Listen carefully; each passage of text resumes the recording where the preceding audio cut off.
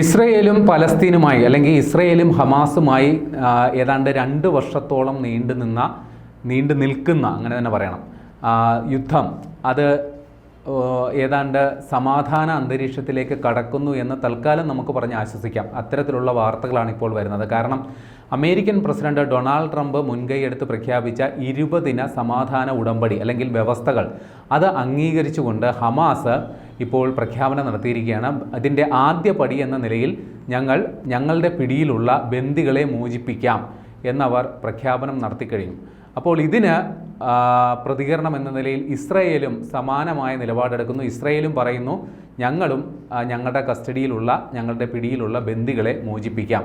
അങ്ങനെ സമാധാന ഉടമ്പടിയുടെ ആദ്യ പടിയിലേക്ക് ഹമാസും ഇസ്രയേലും കടന്നിരിക്കുന്നു എന്നത് ലോക സമാധാനം ആഗ്രഹിക്കുന്ന അല്ലെങ്കിൽ ഇസ്രയേലിൽ അല്ലെങ്കിൽ പലസ്തീനിൽ ഇനിയും നിരപരാധികൾ കൊല്ലപ്പെടരുത്, അവിടെ കുഞ്ഞുങ്ങൾ അനാഥമാകരുത്, കുഞ്ഞുങ്ങളുടെ ചേതനയേറ്റ ശരീരങ്ങൾ ഉണ്ടാകരുത് എന്നാഗ്രഹിക്കുന്ന മനുഷ്യസ്നേഹികളെല്ലാം വളരെ പ്രതീക്ഷയോടെ കാണേണ്ട ഒരു സംഗതിയിലേക്ക് കാര്യങ്ങൾ എത്തിയിട്ടുണ്ട്. കാര്യം ഹമാസ് അവർ സമാധാന ഉടമ്പടിയിലേക്ക് എത്തില്ല എന്ന തരത്തിൽ നമ്മൾ ഇനിയും സംഘർഷം തുടരും എന്നുള്ളൊരു പ്രതീതി ഉണ്ടായിരുന്ന ഇടത്തു നിന്ന് ഈ സമാധാന ഉടമ്പടി അംഗീകരിച്ചുകൊണ്ട് ഹമാസ് ആദ്യ പടി വെച്ചിരിക്കുന്നു, ആദ്യ ചുവട് അവരായിട്ട് എടുത്തിരിക്കുന്നു എന്നുള്ളത് വളരെ നിർണായക സംഗതിയാണ്.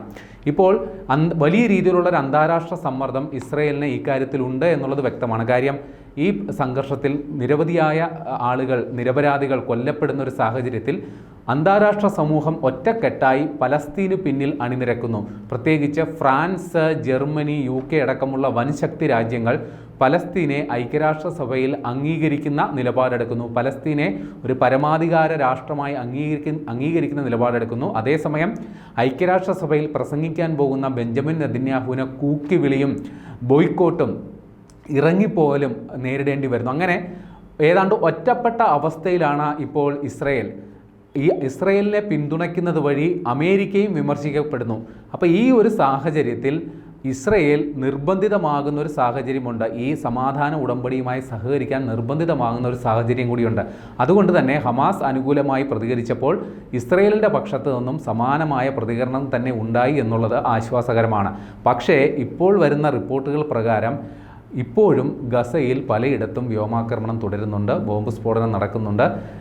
എത്ര പേർ പുതിയതായിട്ട് കൊല്ലപ്പെട്ടതായിട്ട് വിവരമില്ല. അപ്പോൾ ഇസ്രയേലിനെ ഉദ്ധരിച്ചുകൊണ്ടുള്ള വാർത്തകൾ പറയുന്നത് അവർ ഈ ബന്ദിമോചനം അത് സംബന്ധിച്ച് ഉള്ള നടപടികളിലേക്ക് കടക്കുന്നു, എന്നാൽ ആക്രമണം നിർത്തിവെക്കുന്നത് സംബന്ധിച്ച് ഇപ്പോഴും തീരുമാനമായിട്ടില്ല എന്നുള്ള വിവരങ്ങളാണ് വരുന്നത്. പക്ഷേ ഇക്കാര്യത്തിൽ ഇസ്രയേൽ ഭരണകൂടത്തെ കുറച്ചുകൂടി സമ്മർദ്ദത്തിലാക്കാൻ ഇസ്രയേലിൻ്റെ തന്നെ പ്രതിപക്ഷ നേതാവ്, അദ്ദേഹം യാർ ലാപിഡ് എന്നാണ് അദ്ദേഹത്തിൻ്റെ പേര്, അദ്ദേഹം സർക്കാരിനോട് ആവശ്യപ്പെടുന്നു, ശുപാർശ ചെയ്യുന്നു, ഈ സമാധാന ഉടമ്പടികളോട് നിങ്ങൾ ഭരണകൂടം അനുകൂലമായി പ്രതികരിക്കണം, ഇത് ഒരു അവസരമാണ്.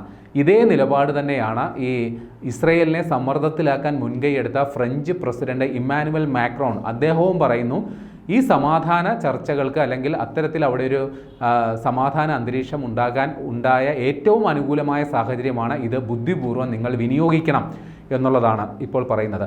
ഇവിടെ ഹമാസ് ഈ വെടിനിർത്തൽ ധാരണകൾക്ക് സന്നദ്ധമാണ്, അല്ലെങ്കിൽ അവിടെ സമാധാനം ഉണ്ടാക്കാൻ ഹമാസ് മുൻകൈ എടുക്കുന്നു എന്നുള്ള പ്രഖ്യാപനം അമേരിക്കൻ പ്രസിഡന്റ് ഡൊണാൾഡ് ട്രംപ് തന്നെയാണ് നടത്തിയത്. തൊട്ടു പിന്നാലെ അദ്ദേഹം ഇസ്രയേൽ ഭരണകൂടത്തോട് ആവശ്യപ്പെടുന്നു, നിങ്ങൾ ഇവിടെയും ഈ സമാധാന ഉടമ്പടികൾ പ്രകാരമുള്ള വ്യവസ്ഥകൾ 20 ദിന വ്യവസ്ഥകളാണ്, അത് പാലിക്കാൻ നിങ്ങൾ തയ്യാറാകണം. ഈ വ്യവസ്ഥകളിൽ ചിലത് പറയാം. അതായത് അവിടെ ഹമാസ് എന്ന് പറയുന്ന സംഘടന പൂർണ്ണമായും നിരായുധീകരിക്കപ്പെടണം, അവിടെ പലസ്തീൻ അനുകൂല അല്ലെങ്കിൽ പലസ്തീൻ വേരുകളുള്ള ഒരു ഭരണകൂടം അവിടെ സ്ഥാപിക്കപ്പെടണം, അവിടെ പലസ്തീൻ വംശജർ മാത്രം മതി, അവിടെ ഹമാസ് വേണ്ട, അത്തരത്തിൽ ഉള്ള നിലപാടുകളിലേക്കാണ് വന്നത്. അതേസമയം തന്നെ ഈ ഗസയെ പൂർണ്ണമായി പുനർനിർമ്മിക്കും, അതിനുവേണ്ടി അമേരിക്കൻ പ്രസിഡന്റ് അധ്യക്ഷനായ ഒരു സമിതി ഉണ്ടാക്കും, ഇതൊക്കെയാണ് വ്യവസ്ഥകളിലുള്ളത്.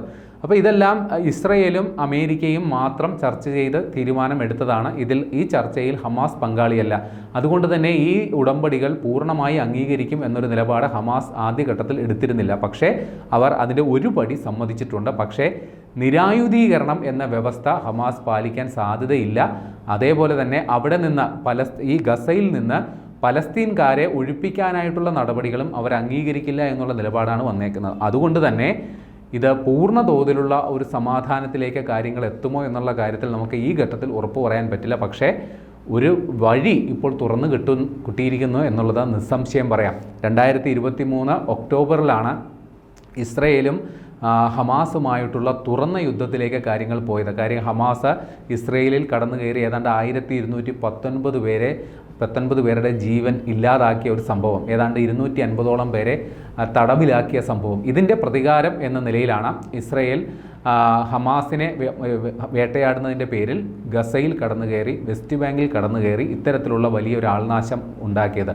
ഈ 2 വർഷ കാലയളവിൽ മാത്രം ഗസയിൽ ഏതാണ്ട് 65,000-ന് മുകളിൽ ആളുകൾ കൊല്ലപ്പെട്ടിട്ടുണ്ട്. അതിലേറിയ പങ്കും സ്ത്രീകളും കുട്ടികളും നിരപരാധികളുമാണ്. ഹമാസിൻ്റെ വിഭാഗത്തിൽപ്പെടുന്നവർ താരതമ്യേന കുറവാണ്. അവർ സുരക്ഷിതമായ ഒളിത്താവളങ്ങളിൽ ഇരുന്നുകൊണ്ട് ഇപ്പോഴും ഇസ്രയേലിനെതിരെ യുദ്ധം ചെയ്തുകൊണ്ടിരിക്കുകയാണ്. പക്ഷേ കൊല്ലപ്പെട്ടവരിലേറെയും സാധാരണക്കാരും സ്ത്രീകളും കുട്ടികളുമാണ് എന്നുള്ളത് യാഥാർത്ഥ്യം നമ്മുടെ മുമ്പിലുണ്ട്. അതുകൊണ്ട് തന്നെ ലോകത്തെ സമാധാനപ്രിയരെല്ലാവരും തന്നെ ഇസ്രയേലിനെ സമ്മർദ്ദത്തിലാക്കിക്കൊണ്ട് ഒന്നിക്കുന്നു എന്നൊരു ഘട്ടം കൂടിയുണ്ട്. ആ ഒരു സമ്മർദ്ദം താങ്ങാനാവാതെ അല്ലെങ്കിൽ അന്താരാഷ്ട്ര വേദിയിൽ തങ്ങൾ ഒറ്റപ്പെടുന്നു എന്നുള്ളൊരു തിരിച്ചറിവ് അമേരിക്കൻ ഭരണകൂടത്തിനും അങ്ങനെ ഒരു പ്രശ്നമുണ്ട്. ഇസ്രയേലിനെ പിന്തുണയ്ക്കുന്ന വഴി ഞങ്ങൾക്കുമുള്ള പിന്തുണയും നഷ്ടമാകുന്നു എന്നുള്ളൊരു തിരിച്ചറിവ് അമേരിക്കൻ ഭരണകൂടത്തിനുണ്ട്. അതേപോലെ തന്നെ അമേരിക്കൻ പ്രസിഡന്റ് ഡൊണാൾഡ് ട്രംപിനെ സംബന്ധിച്ച് ഇത് ഒരു വലിയ നാഴികക്കല്ലാണ്. കാരണം അദ്ദേഹം ഒരു സമാധാന ദൂതൻ, ഈ ഒരു പ്രശ്നത്തിൻ്റെ സമാധാന സ്ഥാപകൻ ഞാനാണ് എന്ന് സ്വയം അവരോധിച്ച ഒരാളാണ് ട്രംപ്. പക്ഷേ തൻ്റെ നിർദ്ദേശങ്ങൾ ഇസ്രയേൽ പാലിക്കുന്നില്ല എന്നുള്ള കാര്യത്തിൽ അദ്ദേഹത്തിന് വലിയ അമർഷമുണ്ടായിരുന്നു. അപ്പോൾ ഇവിടെ അദ്ദേഹം പ്രഖ്യാപിച്ച 20 നിർദ്ദേശങ്ങൾ പാലിക്കാൻ ഇസ്രയേൽ എത്രത്തോളം മുന്നോട്ട് വരും എന്നുള്ളത് കണ്ടറിയാം. ഇവിടെ മറ്റൊരു ഡെവലപ്മെൻറ്റും കൂടി ഇതിലുണ്ടായിട്ടുണ്ട്. ഇന്ത്യൻ പ്രധാനമന്ത്രി നരേന്ദ്രമോദി ഇക്കാര്യത്തിൽ അമേരിക്കൻ പ്രസിഡന്റ് ഡൊണാൾഡ് ട്രംപിനെ അഭിനന്ദിച്ചുകൊണ്ട് രംഗത്തെത്തിയിട്ടുണ്ട്. അവിടെ ഒരു സമാധാനം സ്ഥാപിക്കാനായിട്ട് ട്രംപ് നടത്തുന്ന പ്രവർത്തനങ്ങൾക്ക് എല്ലാവിധ പിന്തുണയും ഇന്ത്യൻ പ്രധാനമന്ത്രി വാഗ്ദാനം ചെയ്യുകയാണ്. നേരത്തെ നമുക്കറിയാമല്ലോ, ഇന്ത്യൻ പ്രധാനമന്ത്രിയും അമേരിക്കൻ പ്രസിഡന്റും തമ്മിൽ രൂക്ഷമായ അഭിപ്രായ ഭിന്നത ഉണ്ട്. അദ്ദേഹത്തിനെ സമാധാനത്തിനുള്ള നോബൽ സമ്മാനത്തിന് ഇന്ത്യ ശുപാർശ ചെയ്യാത്തതിൽ അമേരിക്കൻ പ്രസിഡന്റിന് കടുത്ത അമർഷമുണ്ട്. പക്ഷേ ഈ കാര്യത്തിൽ ട്രംപിനെ ഇന്ത്യ തുറന്ന് പിന്തുണയ്ക്കുന്നതോടുകൂടി ഇന്ത്യയും അമേരിക്കയും അല്ലെങ്കിൽ ട്രംപും മോദിയും തമ്മിലുണ്ടായ സമീപകാല പ്രശ്നങ്ങളും പരിഹരിക്കപ്പെടും എന്ന് നമുക്ക് തൽക്കാലം കരുതാം. ഏതായാലും ഗസയിൽ ഇനിയും കുരുന്നുകൾ അനാഥമാകാതിരിക്കട്ടെ. അവിടെ കുരുന്ന് ജീവനില്ലാത്ത അല്ലെങ്കിൽ ചേതനയേറ്റ് കിടക്കാതിരിക്കട്ടെ.